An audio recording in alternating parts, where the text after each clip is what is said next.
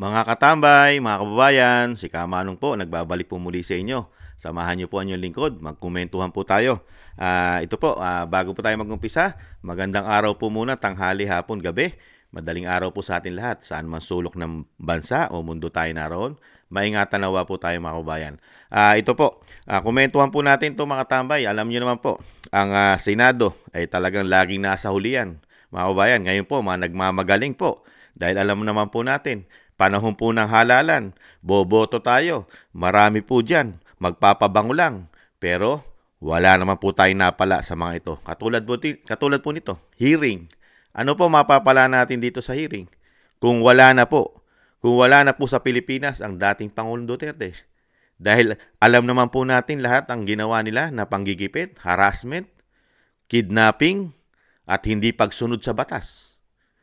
Napakarami pong illegal mga tambay. At ito po ay kung mababago po ang Pangulo ng Bansa, lahat po halos ito ay makakasuhan at baka makulong pa. Lahat po ng opisyal, pati po kapulisan, sa ginawa po nilang illegal na paghuli, harassment, kidnapping sa dating Pangulong Duterte. At isuko mo pa ang ating soberenya sa mga banyaga. Dahil dito po mga tambay, bago po nating panuorin o pakinggan itong ginawa po ng Senate hearing po sa pangunguna po ng ating na si Senadora Amy Marcos ng kanyang Foreign Relationship Committee. Hawak niya po ito. Kaya po nag-iimbestiga po ngayon. Para saan pa? Kung wala na yung presidente na kinuha ng iyong kapatid, pinadala sa Netherlands sa ICC. Unahin po natin pakinggan ang napakagandang paliwanag po ng Vice President mga tambay. Makikita po natin dito kung paano po talaga Judas di umano, traidor ng bayan ng isang Pangulong Marcos. At lumalabas po rito para po siyang weak. Walang isang salita, walang paninindigan, walang yagballs mga tambay. Painggan po muna natin ang ating Vice President. Nakita niyo pong walang kaalam-alam sa batas ang Pangulong Marcos at hindi sumusunod sa batas mga tambay. Walang isang salita. Painggan po natin. Meron kasing document galing sa ating Pangulo papunta sa akin na sulat na lumabas dahil kinuha siya sa isang lawyers group chat. Hindi namin alam kung sino ang kumuha at inilabas siya. Gusto ko lang na isubmit ito as part of the records of this hearing kasi as a Filipino and as a public official, binasa ko yung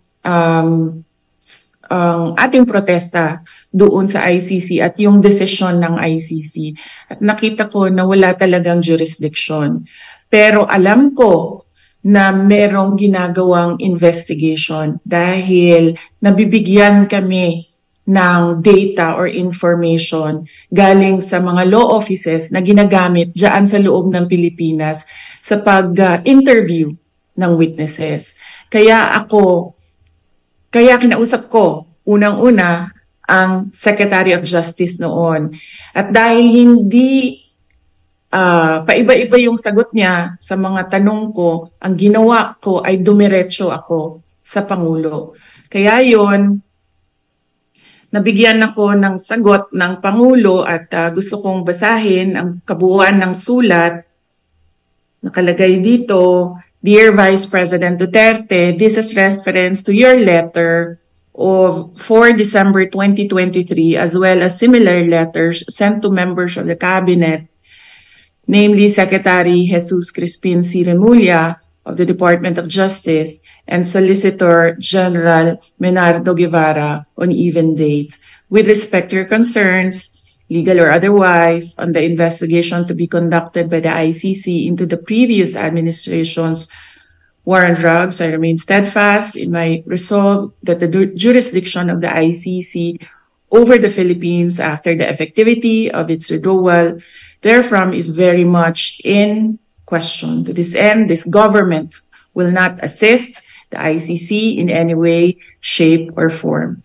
I am certain that all the members of my cabinet, including yourself, will echo my views on this matter. As is As it is my sworn duty, I will continue to defend and assert the sovereignty of the Republic of the Philippines at all times. Ngayon, naririnig ko po, sinasabi ng ating Secretary of Justice na mabibigyan siya ng panahon na makasagot sa loob ng ICC. And that is clearly the Philippine government's position that there is cooperation with ICC. So, kinikilala nila ngayon yung jurisdiction ng ICC na wala naman kasi talaga. Because this is an extraordinary case of extraordinary rendition. Yan, nakita niyo po mga tambay. Talagang lahat po ay naging extraordinary po ang ginawa po ng gobyerno. Pati po ang DOJ Secretary po mga tambay. Ibang klase po. Pati po DOJ Secretary ay talaga pong iba na po. Pagdating po sa pamumulitika, kahit po labag na po sa ating labag po yan sa ating judicial sa saligang batas ang ginawa po nila. Mga tambay. Wala po talagang panalo at talaga pong lahat po ng ginawa po ng pamahalaan. Mga tambay, nagsabuatan po sila. Nagsabuatan po at talaga po yatang nag-trador. Mga trador po, hudas mga tambay dahil lang po sa pamumulitika. Dahil alam po nila na hindi na po sila mananalo sa mga Duterte. Ganyan po. Ganyan po ka-trador at walang isang salita ang Pangulo. Binigyan niya pa dahil po hindi makakuha ng tamang sagot ang Vice President. Pabago-bago po ang sagot ng isang DOJ Secretary na si Crispin Remulla. Ano po? Dumiretso siya sa Pangulo. Ano po sagot ng Pangulo? Ganun pa rin. Yeah. Hindi niya po bibitawan o ipamimigay ang ating sovereignty o ating soberenya. Pero nangyari po ba yan? Yung sulat po ay 2023. Nakarating sa Vice President yung kanya request. 2025 po, nangyari po ang lahat. Wala na po lahat. Kinain na po, mga tambay. Kinain na po kaya ng droga ang utak?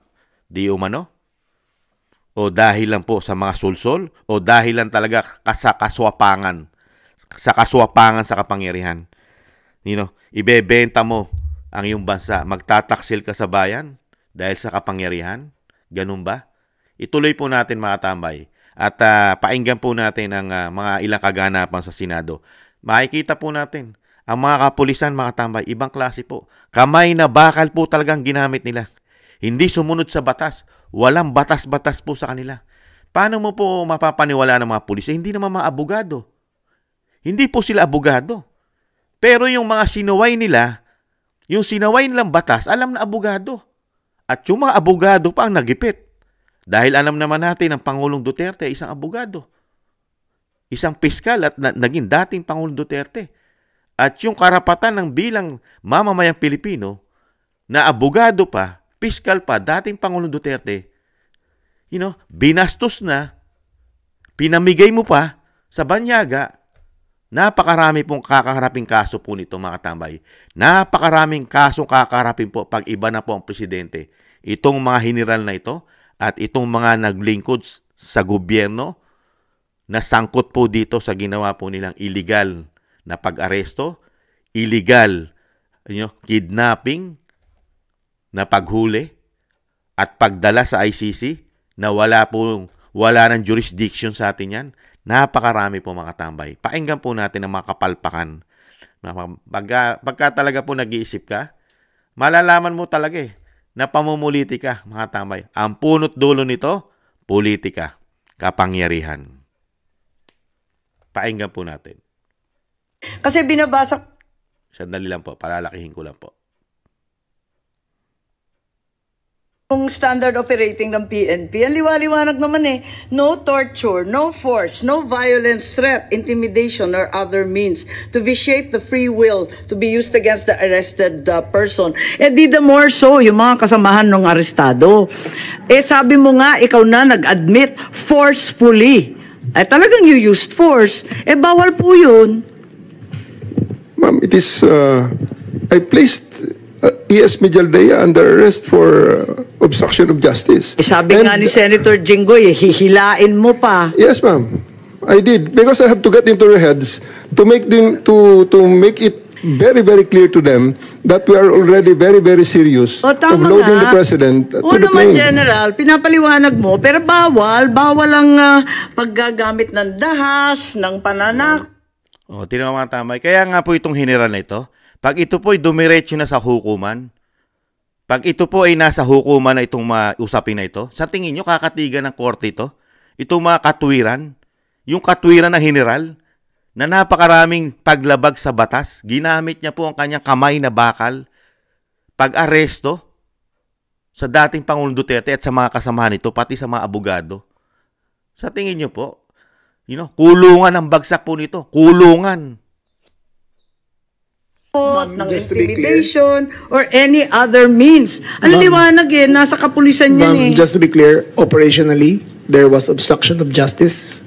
It was the decision call of General Torre to place him under arrest for obstruction of justice. Now let us separate what happened to the president. You're talking about Attorney Medialdea. Yes, ma'am. Paano yung iba? No one else was armed, ma'am. Yung attorney. No, wait. Yung abogado. If I may, Senator Amy.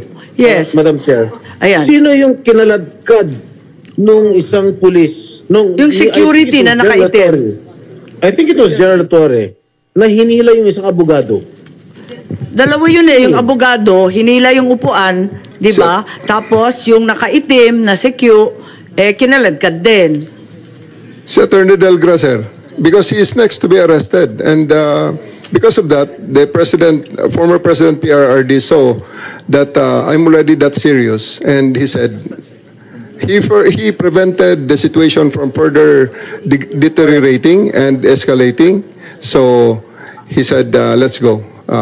Isn't he entitled to a counsel of his choice, General? Yes, sir. For 12 hours, he was there. Oh. Can't he speak to his client? Biglaan niyo na lang... They are there for 12 hours, sir, speaking to each other. Ano?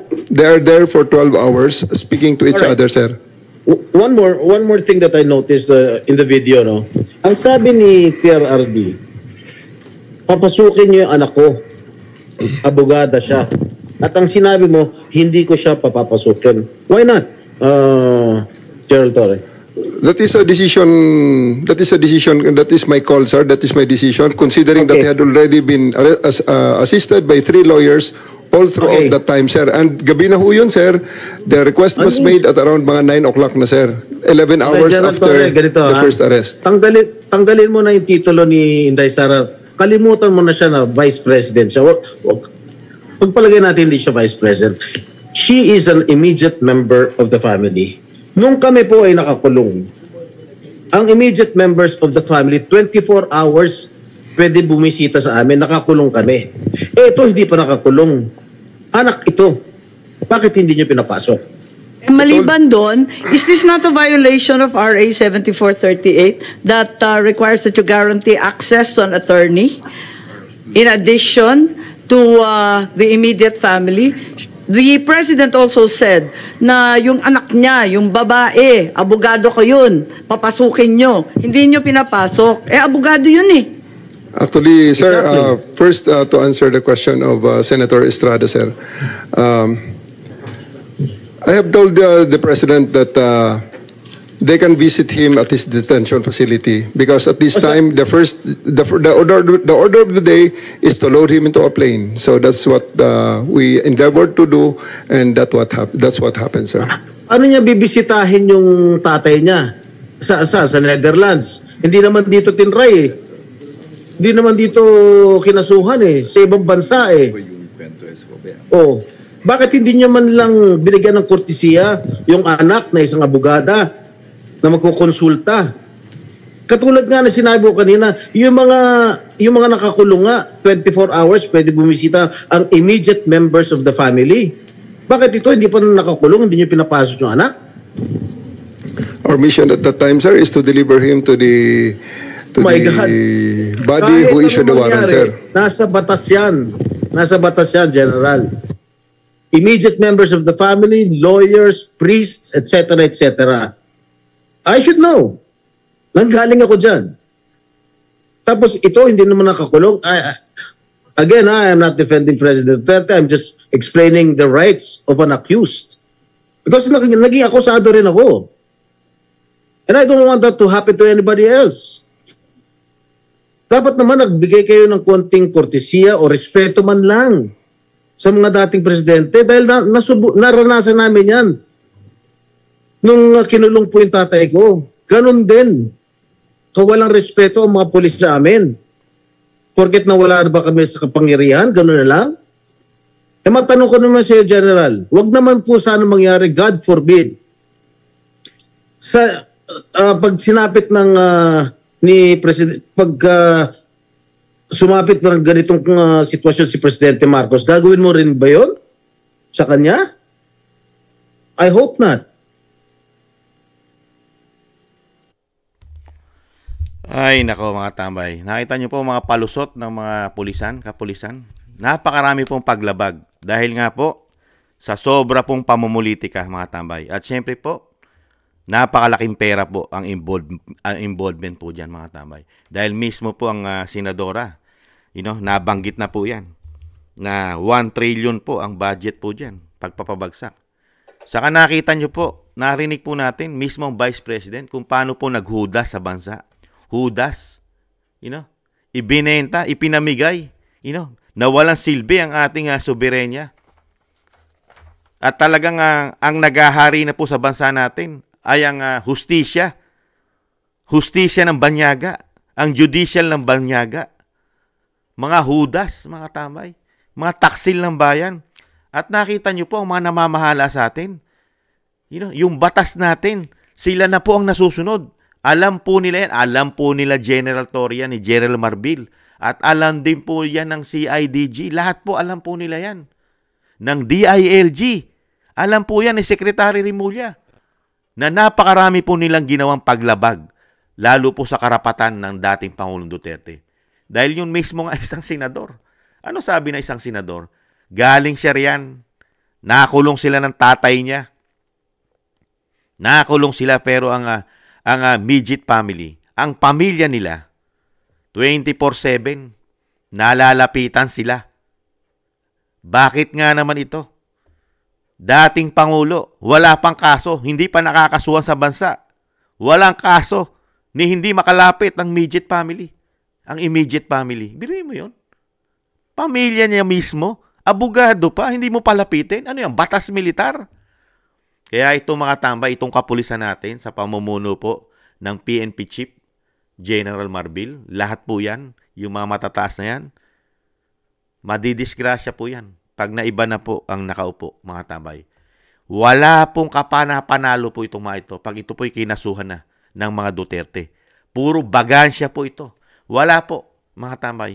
Lalo po kung ito'y makakarating sa korte, sa tingin nyo, mga abogado na, mismo Vice President na nagsalita. Walang proseso at illegal ang ginawa po nilang pagdakip. Dahil unang-una, dadakip ka sa isang ICC na hindi tayo miyembro, susunod ka riyan. Susundin mo yan. Paniniwalaan mo yung sinasabi na Interpol? Yung Interpol na sinasabi mo, miyembro tayo niyan. At dapat tayo sumunod yan. Ang tanong, paniniwalaan ng presidente ang Interpol, ang dala-dala ng Interpol ay sinasabi niyong warrant of arrest ng ICC na mismo ikaw Pangulo ang sinasabi mo walang jurisdiction sa atin yan. Hindi na natin tatanggapin yan. Hindi na natin papapasukin yan. Tapos ikaw pa naghatid. Ikaw pa humuli. Ikaw pa nagpahuli. Kung hindi ka ba naman bobot, gago nun. Ikaw na mismo nagsalita. Pinadalan mo pa ng letter ang Vice President at napakalinaw na sinabi mo walang jurisdiction ng bansa, ang ICC sa ating bansa. Pero dumating lang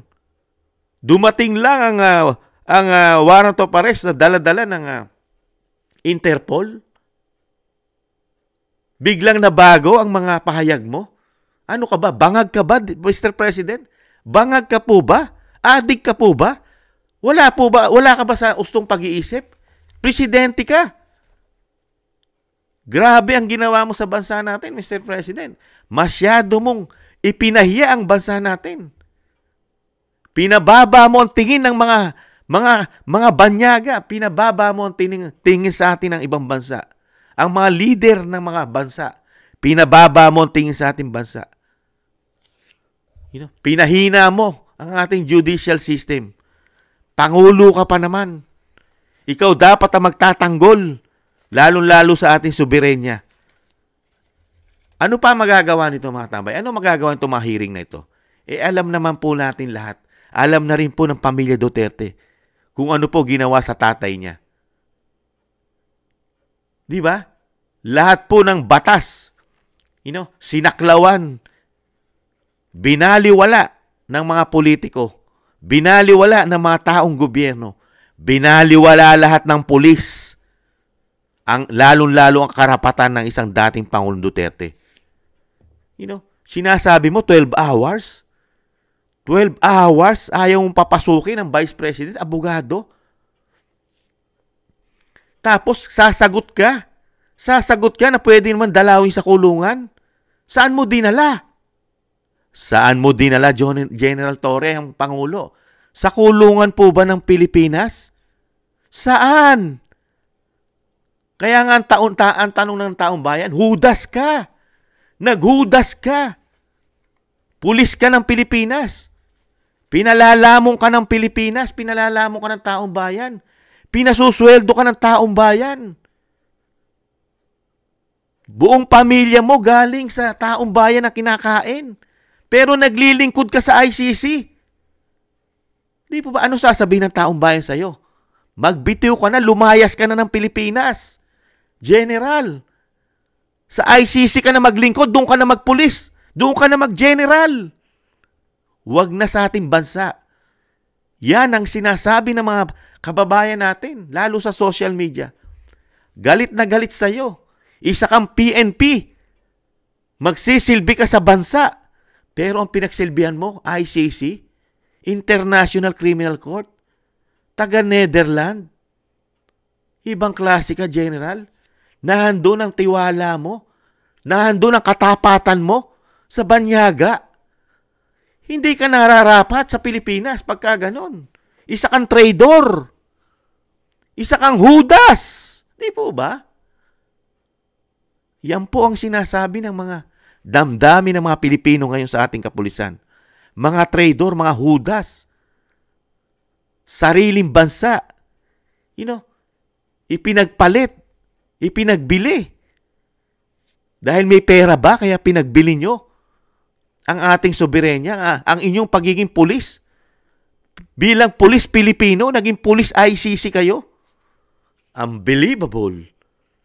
Dahil hindi po tatama dahil may batas Di po ba? Napakarami po yung nilabag na batas. Kaya dito po sa hearing na ito, wala pong saysay ito. Sa tingin, hindi rin po makakakuha ng simpatsya ang Senadora Amy Marcos. Hindi po makakakuha ng simpatsya yan sa tao. Dahil kapatid niya mismo ang gumawa. Dahil kapatid niya mismo ay naging weak leader. Siya mismo. Siya mismo ang nagpapahayag na ang ICC wala na karapatan sa atin. Ni hindi na papapasukin yan. Pero ano ginawa? Diniretso po ang investigasyon. Nag-iimbestiga sila. Kasama ang ating gobyerno. Kasama ang DOJ. Ganun po ka-traidor. Ganun po ka-traidor ang ating gobyerno ngayon. Kasama na po ang kapulisan. Ang mga general ay mga traidor.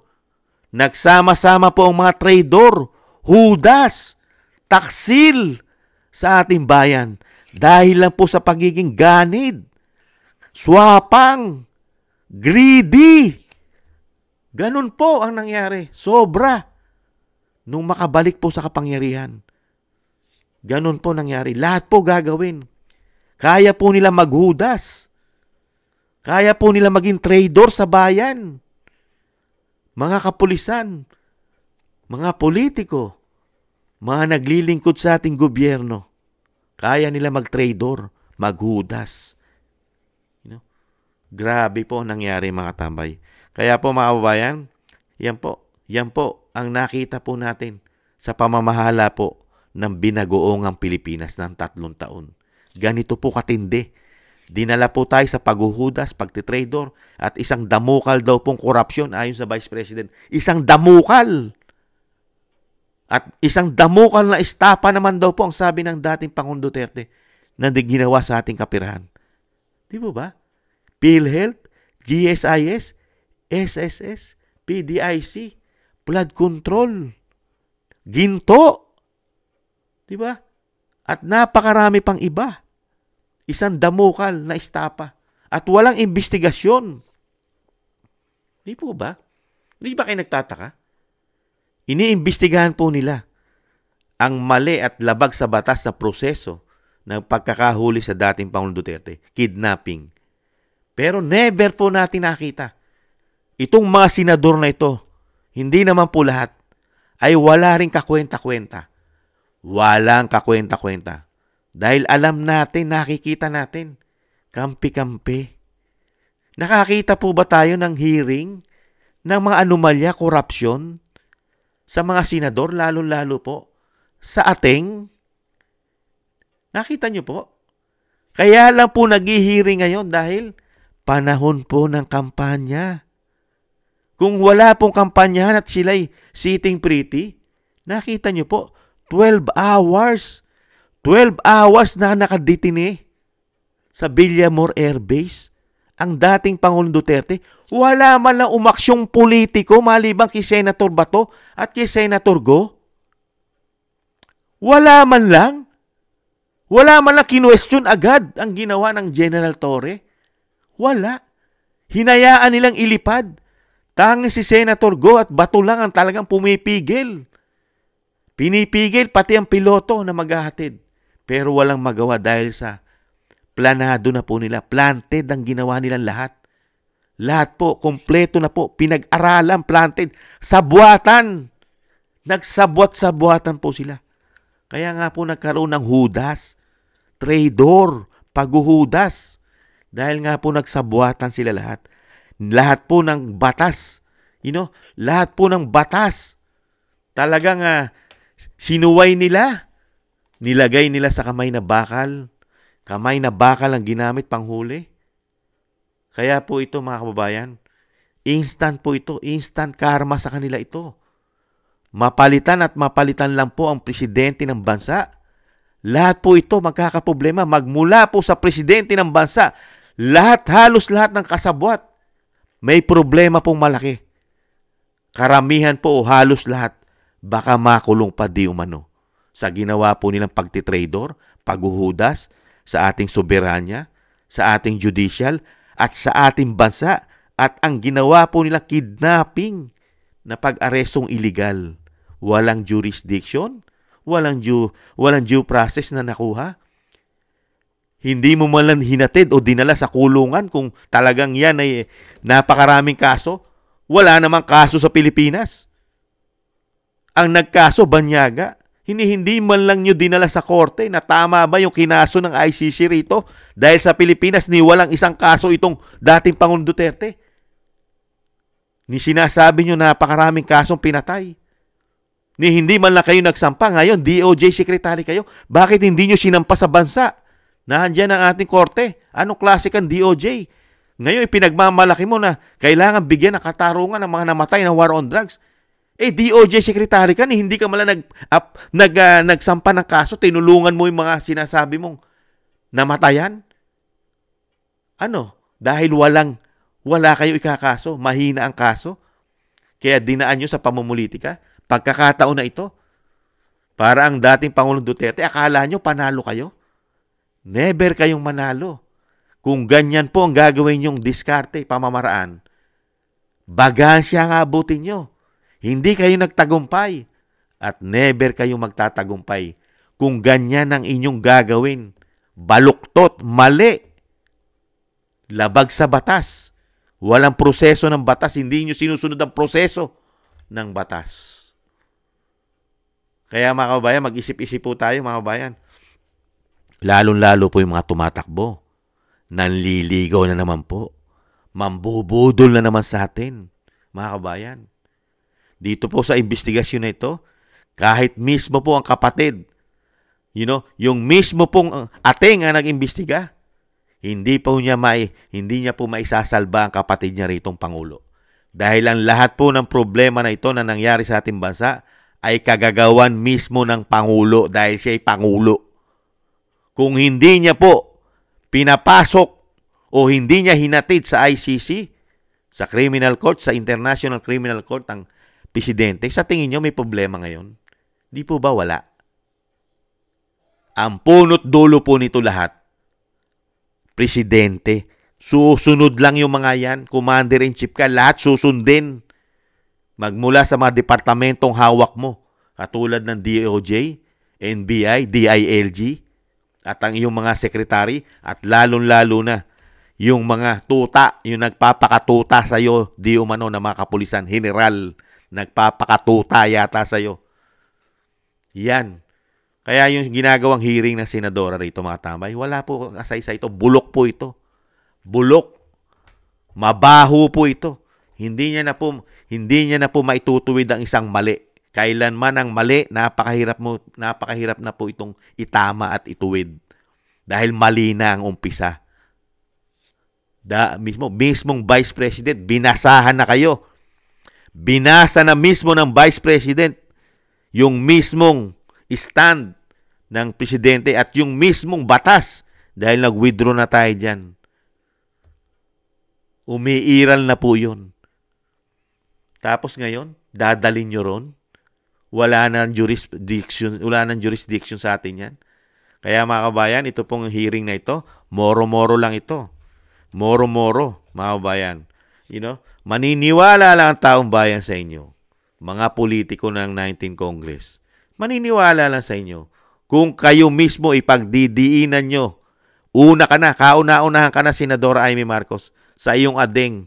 Ipagdiinan mo sa iyong adeng na mali ang ginawa mo. Mali, hindi tama, pabalikin mo sa bansa ang dating Pangulong Duterte. Yan, pag ginawa mo yan sa iyong kapatid, ayan, masasabi ng Pilipino na meron kang, ikaw ay naglilingkod sa bayan. Hindi ka naglilingkod sa sarili mo. Lalo sa sarili niyong interes. Di ba? Kung dinahin mo ang ginawa ng kapatid mo na napakaraming paglabag, hindi tama. Kaya lang, hindi mo naman gagawin yan eh. Pamilya, magkakasama sa politika ngayon. Iisa partido. Sige nga. Kaya mga Pilipino, talinuhan po natin. Sa nangyayari pong ito, mga tambay, talinuhan po natin. Huwag po tayong magpakabobo sa mga politiko. Dahil yan po, puro pakinabang lang po ang nakita natin. Puro sariling interes, ang ating kaperahan, ang lagi po nilang sinisilip. Lalo na pagka dumarating na ang budgeting, mga tambay. Tuwan-tuwa na sila paggagawa na po ng pondo. At huwag po natin kalimutan, mga tambay, dahil wala po tayong nakuha ni isang investigasyon sa korupsyon na pinahayag ng Vice President na napakarami korupsyon na ginagawa ang ating gobyerno ngayon at isang damukal na estapa ng pera na ginawa po ayon sa dating Pangulong Duterte. Ni isa wala silang inimbestigahan. Magkakasabwat pala yata silang lahat pagdating sa korupsyon. Dahil dito nakita po natin, magkakasabwat po sila pala sa ginawa nila sa dating Pangulong Duterte.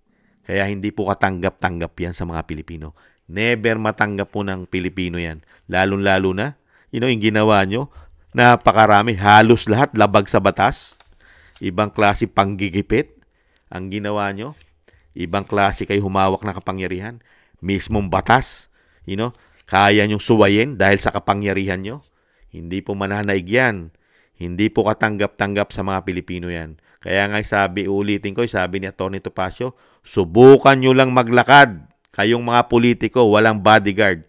Subukan nyo lang maglakad sa mga barangay ng taong bayan. Sa mga barangay, syudad, city, sa buong Pilipinas. Mararanasan nyo raw po na batuhin kayo ng echas, batuhin kayo ng bulok na kamatis, batuhin kayo na itlog, at marami pang ibabato sa inyo sa galit ng taong bayan sa ginawa nyong paghuhudas, pagtitrador sa ating soberenya, sa ating bansa. At lalong-lalo na po ang ginawa nyo kidnapping sa dating Pangulong Duterte, mga kababayan. Maraming salamat po mga tambay. Bago po tayo magtapos, ay syempre po, isama po natin sa dasal ang dating Pangulong Duterte, ang kanyang kalusugan, ang kanyang kaligtasan, at syempre po ang kanyang mabilis na paglaya o pag-uwi. Dahil alam naman po natin, wala po siyang kaso. Wala po siyang kaso sa ating bansa. Wala pong karapatan ng ICC sa ating bansa. May soberenya po tayo. Kaya kailangan po talaga nilang palayain yan. Mga kababayan, walang kaso sa Pilipinas yan. Mga kababayan, sama po natin sa dasal mga kababayan. At syempre po, i-shoutout na rin po natin ang ating mga kababayan. Si Kingston po ng 123, shoutout po ng Hong Kong. Maraming salamat po sa mga biyaya pong pinagkakaloob nyo po. At sila Gina Ray, DDS Solid po ng Berlin, Germany. At Jake Yahut, Jasmine Channel. At Dan Rivero, nagpapa-shoutout po. Shoutout daw po, galing kay Dan Rivero, ang kanyang CEO, si Michael Jean. At si Humphrey Toribio ng Anchorage, Alaska. Shoutout po, galing po kay Sir Dan Rivero. Shoutout po kina Bon Rosales ng France, Jan Sarip ng Amsterdam, Holland, at Chona Banks ng Milwaukee, Wisconsin, USA, Julieta Celona ng Sydney, Australia, Ma'am LB Sermani ng North Miami, Florida, USA, Grace Obet ng California, USA, Michelle Del Valle ng New Zealand, Sara Nakamura ng Japan, Melencio Bandibas ng Jeddah, Arabia, Trojanta, Korea, at Lopez Ivina ng Saitama, Japan, Librado Reyes ng California, USA, Danilo Basan Jr. ng Jubail, Saudi Arabia, Robert Papa, United Kingdom, 29, Narciso Esteban, Reynaldo Pexon, June De Jesus, Lee Chen, Ana Santos, Bon Rosales, at Benjamin Garduque. Shoutout po, mabuhay po kayo mga kabayan, at ingatan po sa inyong mga lalakbayin sa buhay. Ingatan nawa po. At syempre po, maraming salamat po sa inyo po mga kabayan, at shoutout po sa buong sa kasulok-sulukan ng ating bansa, syempre po sa buong mundo na may Pilipino. Shoutout po. Ingat po, ingatan nawa po. At thank you po sa mga nakakagusto po ng ating tambayang mga kabayan sa YouTube at TikTok, at ganoon din po mga kabayan sa mga nagko-comment, like, share, and subscribe. Maraming salamat po mga kabayan. Sa muli po, maging matalino na po tayo mga tambay, lalong-lalo po sa pagpili ng politiko. Nakita po natin ang ginawa po ng mga politiko ng 19 Congress. Hindi na po mababago yan mga tambay. Karamihan po sa kanila ay silaw. Silaw sa kapangyarihan, silaw sa kayamanan. Hindi po sila makabayan.